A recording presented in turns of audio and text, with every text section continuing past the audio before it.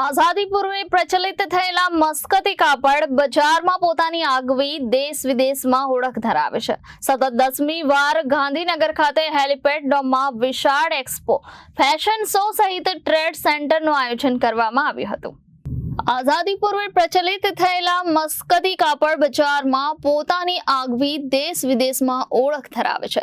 સતત 10મી વાર ગાંધીનગર ખાતે હેલિપેડ ડોમમાં તારીખ 18 થી 21 સુધી વિશાળ એક્સપો ફેશન શો સહિત ટ્રેડ સેન્ટરનું આયોજન કરવામાં આવ્યું છે।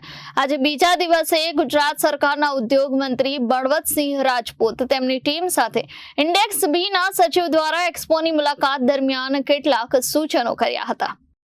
મસ્કતી કાપડ માર્કેટ મહાજનને આજે 120 વર્ષ પૂર્ણ થયા છે એપ્રિલ માસમાં। આ એક્ઝિબિશન ફેબેક્સાની અંદર દુબઈ, બેંકોક, આજુબાજુના શ્રીલંકાના દેશોમાંથી, બાંગ્લાદેશમાંથી પણ આપણે ત્યાં વિઝિટરો આવે છે અને એ લોકો ફેબ્રિક ત્યાં લેતા હોય છે ને ત્યાં ગાર્મેન્ટિંગ એ લોકો કરતા હોય છે।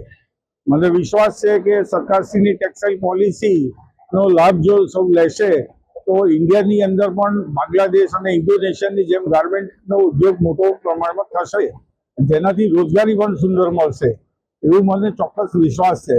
સરકારશ્રી IAFની જે ચર્ચા છેલ્લા વર્ષોથી કરે છે તો ખરેખર આજે આ તમે જે એક્ઝિબિશન જોઈ રહ્યા છો, આજે 120થી વધુ જે સ્ટોલ છે એની અંદર બધા ફેબ્રિક જે છે એ ટેક્સટાઇલ પોલિસીના લાભો લીધા હોય અને એ લોકોની જે બહારની મશીનરી ઓલ્ડલેસ કપડાં જે બને છે એ કપડાનું અહીંયા પ્રદર્શન છે।